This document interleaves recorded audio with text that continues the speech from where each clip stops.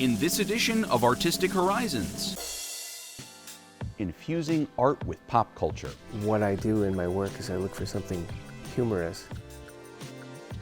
And then I also look for something that's like out of the ordinary.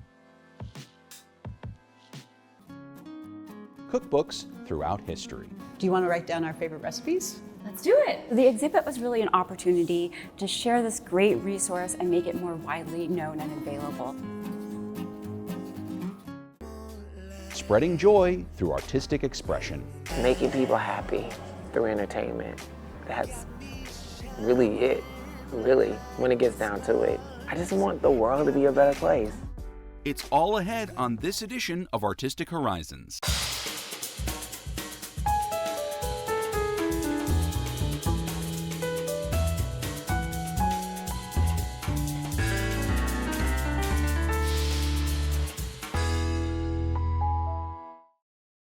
Hello, I'm Mark Sonero, and this is Artistic Horizons. In New Mexico, we meet Neil Ambrose Smith, a contemporary Native American painter, sculptor, printmaker, and professor. Imbued with pop culture references and contemporary themes, his artwork has struck a chord with audiences both at home and abroad. Let's take a look.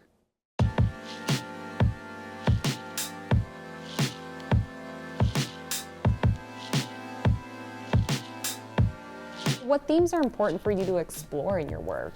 I tend to use a lot of pop and like cartoons and TV shows from the 70s, stuff that I grew up with. Comics, Mad Magazine is a big one for me. Star Trek, science fiction is a big thing. It was a great escape from some of the ordinary, the mundane, thinking about outer space. Plus, you don't get singled out because of your skin tone, and you don't get ostracized or, you know, that kind of thing in outer space. In outer space, we're supposed to all get along, you know, that kind of thing. I'll throw in, well, like, you know, I've got a headdress, you know, or I'll say powwow or something like that. Yeah. That's kind of cheeky. Sometimes, in fact, in a lot of my work, there's a lot more identity things in there, but most people aren't aware of it unless you're from the community.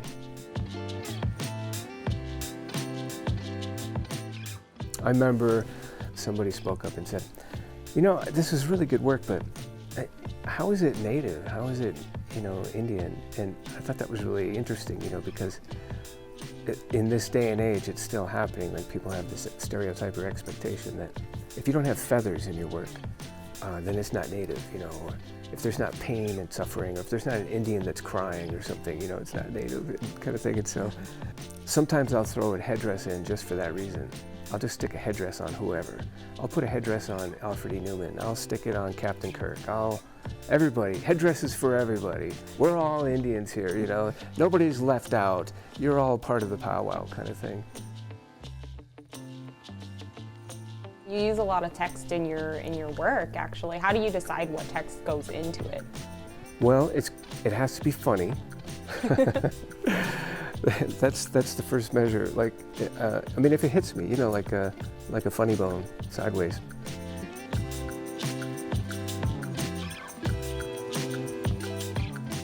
I grew up with coyote stories, and there's something cheeky about Coyote. You know, there's something funny, and most of us are familiar with Coyote and Roadrunner. And Coyote's always falling down and getting banged up or something, and it's funny, vaudevillian in a way. So I think that's kind of what I do in my work, is I look for something humorous. And then I also look for something that's like out of the ordinary, like to talk about politics or the environment or education or, you know, whatever. There's a lot of great things to talk about, and that people get really bent out of shape about, you know, and, you know, it's like my way or the highway, and I love to throw a wrench into the conversation, you know, to stir it up, because we're not going to get anywhere if we're constantly fighting over something that's ridiculous. We need to coalesce and move forward. So I use a lot of humor that way. It's reservation medicine. We laugh about everything, you know. If you can't laugh about it, then you're just going to poison yourself, you know.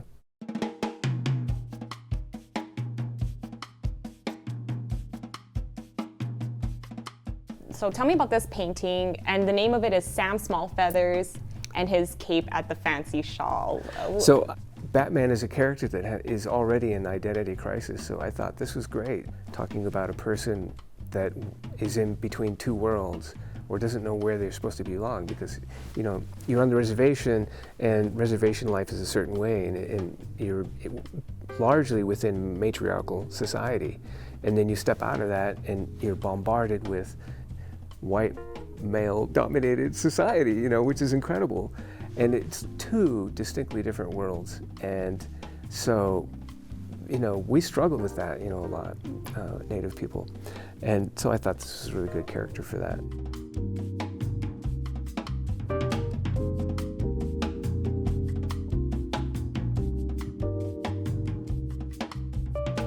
I also noticed that you use a lot of Alice in Wonderland and like the White Rabbit references. Can you tell me why you choose to put that in your work?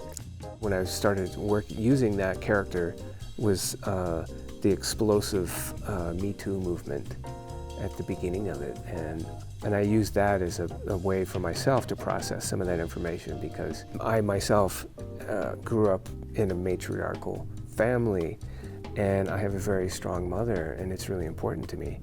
And this stuff that's happening to women explosively coming out is so unbelievable, I'm trying to process it, and then hearing about all these important people, these politicians and stuff, and all their shenanigans, and it's just like, really? No, like, where are the parents?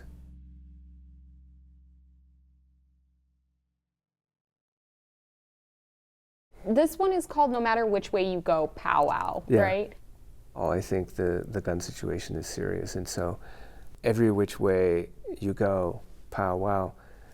No matter where you go, you should powwow, kind of thing. And a powwow is a great place to go to get along and to see other people and to dance. If we could just dance together, a lot of problems would be solved.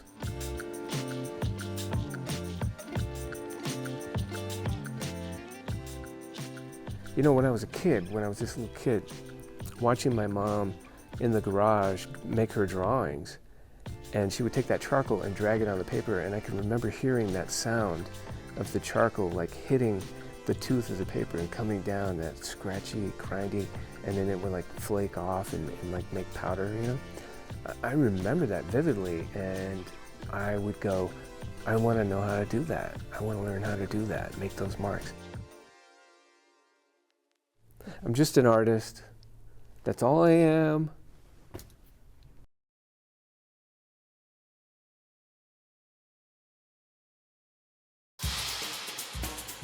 And now for the Artist Quote of the Week.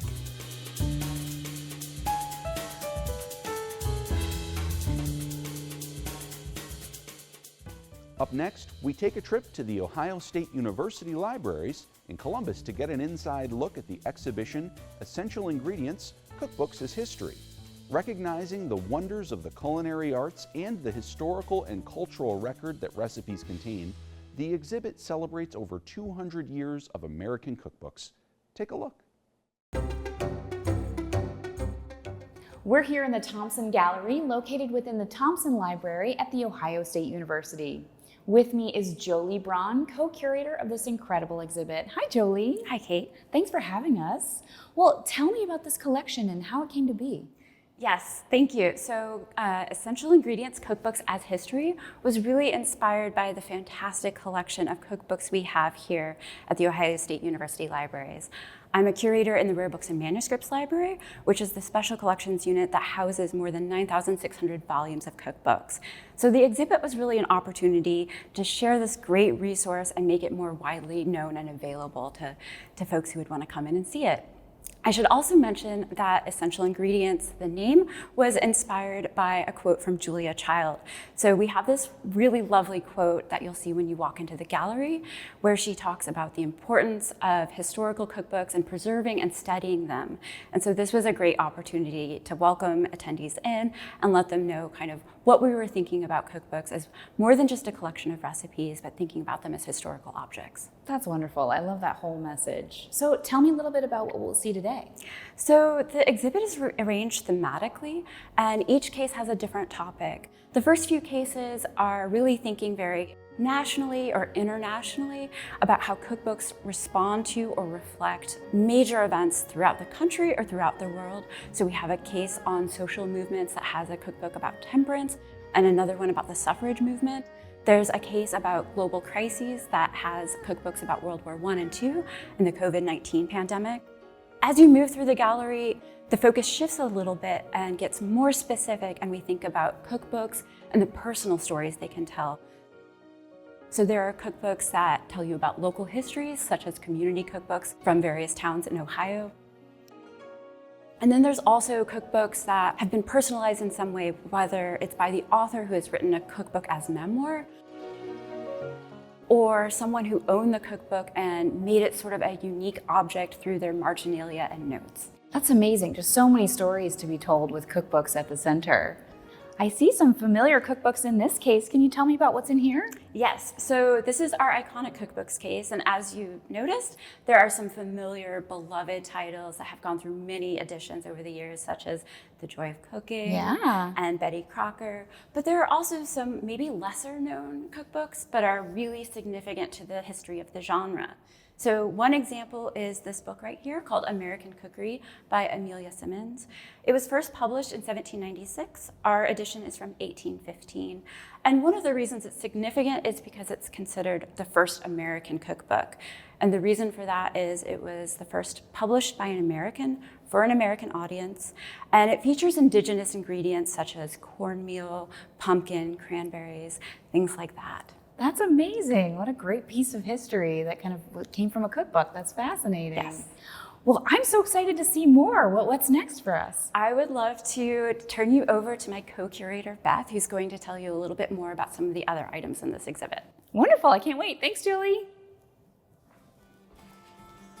Hi, Beth. Hi, Kate. Thanks for showing me more of the exhibit. Why don't you tell me the theme of this case? This case is called Cookbooks and Global Foodways, and it's really dedicated to showcase the ways in which American cooking and cookbooks have always been made up of foods and recipes from around the globe, from indigenous American foods, from immigrants, diasporic people from Europe, from Asia, from Africa, from other parts of the Americas.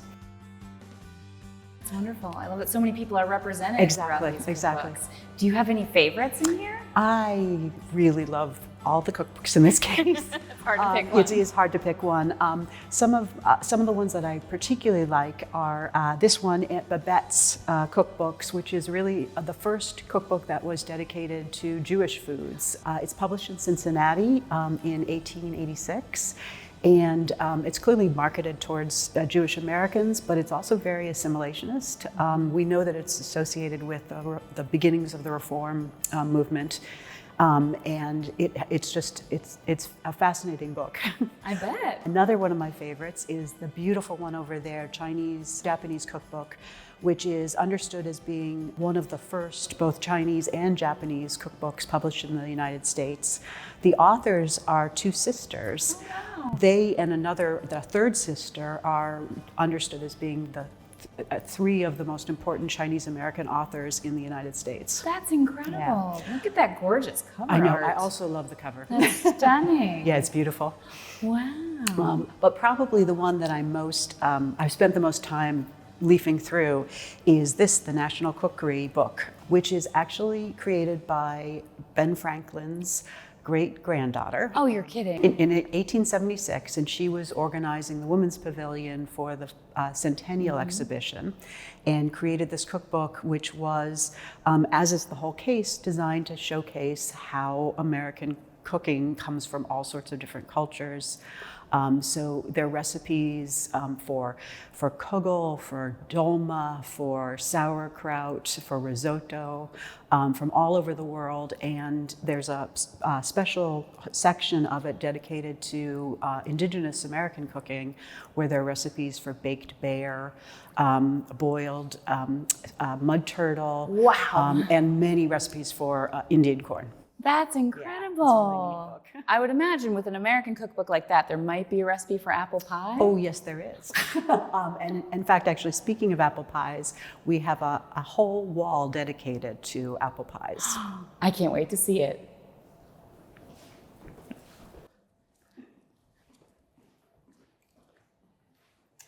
So when Jolie and I were planning the exhibit, one of the things we really wanted to do was to showcase the evolution of recipes from the 18th century to the 21st century. And we decided that the best way to do this was the apple pie. And so this wall has examples from apple pie recipes from as early as 1815 to the last one, which is 1989. And that one right there is from the cookbook that Jolie was talking about at the very beginning. Wow. And this is the National Cookery Book, apple pie recipe. That is fascinating just to see the way the one simple recipe has changed over the years. Yeah, we like the fact that it changed, but also there were obvious continuities as well. Yes, So the it's nice. essence of apple pie Yeah. remains the same. Yeah, exactly. That's amazing. I love the pie wall. I see you might have an interactive station over here. Can you tell me about that? One of the parts about cookbooks that is so interesting to us is that it's deeply personal. And so we wanted to have a place where visitors could come and provide their own personal recipes, cookbooks that they wanted to recommend or that they loved, recipes that had been handed down from generations. So it's a place to write this down and then put it on our corkboard so that we can have it for posterity. I love that. Let's check it out. Okay, Jolie is already there. This is great. Well, Beth and Jolie, thank you so much for showing me around this exhibit. It makes me want to go home and bake an apple pie. Do you want to write down our favorite recipes? Let's do it.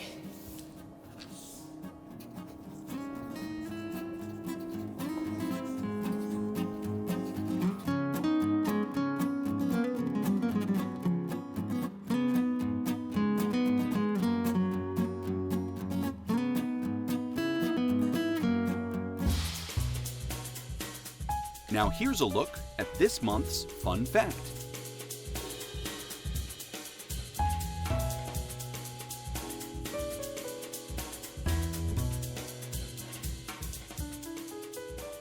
In this segment, we travel to Virginia to meet Kobana Black, a creative in every sense of the word.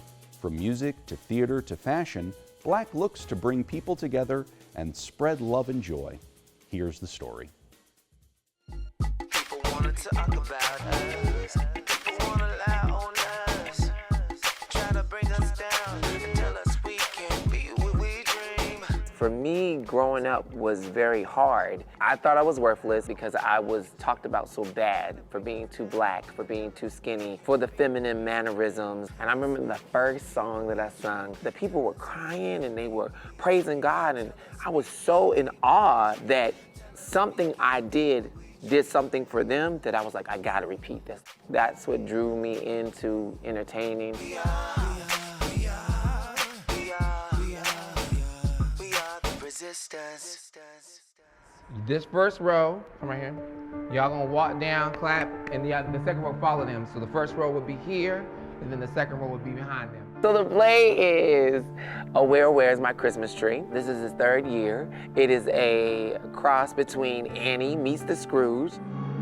Well, church. So you have control. So you're gonna be like. I wrote it because of my situation with my mother. She passed right after Christmas. And it was a way for me to maybe hopefully get the feeling back. And who are we talking about? Shadrach, Meshach, and Abednego. Some people be like, you're doing too much.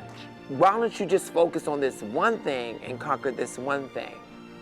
So it would bug me because I felt, guilty for one, but started feeling like, well, maybe I should slow down a little bit. Maybe I should focus on one thing. And then one day I woke up, I said, wait a minute. My singing, my photography, my fashion, my writing, my creative directing, my hosting, my modeling. All those things are me, and I need to use my gifts. And that's when I realized I'm here to create. I am a creative.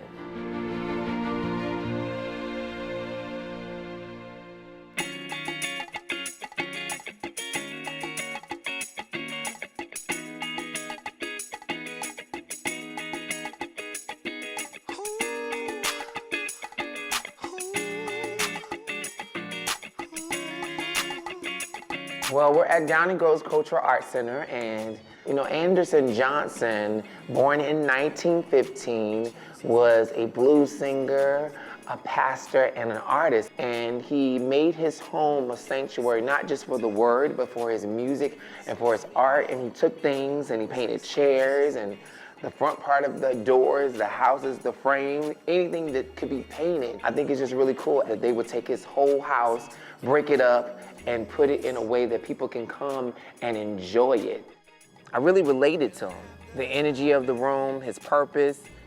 It's almost like therapy. Maybe this was his way of making him feel so good, You go through things in life, and sometimes when you create something, it makes you smile. That's how I feel about my music. That's how I feel about writing. That's how I feel about doing plays. That's how I feel about when I model.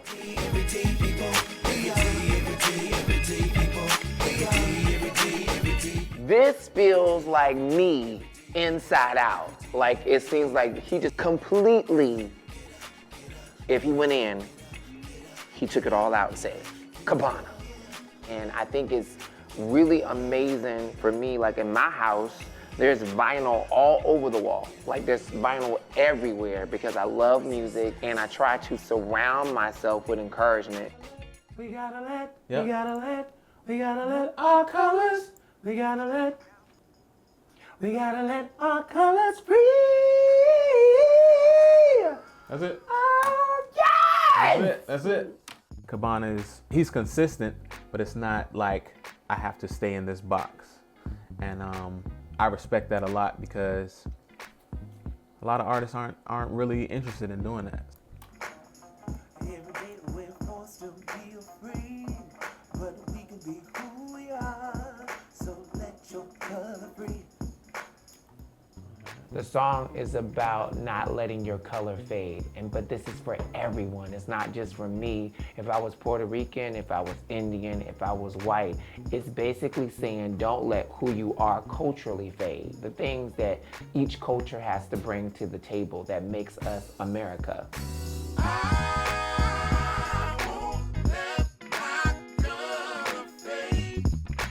It really bothers me to the core that people don't like you because of your color. It makes me super emotional because I feel like, where does it come from? Why does that exist? Like, why do we do that? And for me, Michael Jackson and Prince and Tina Turner and Janis Joplin and the Beatles, all these people embodied awareness, how to expand your mind, how to be more global, and I just want to do my part.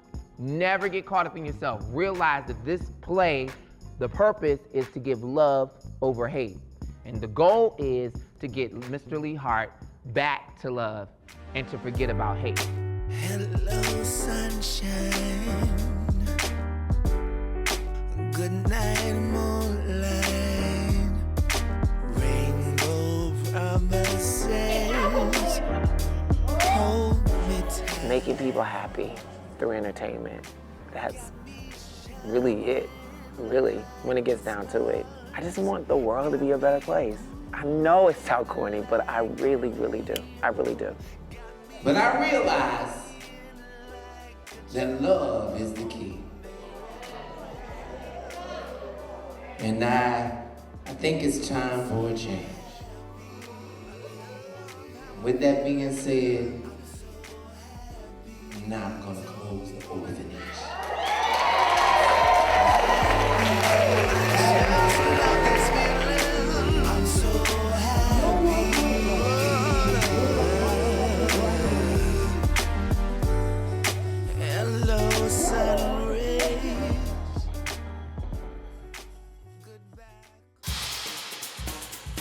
And now, here's a look at a few notable dates in art history.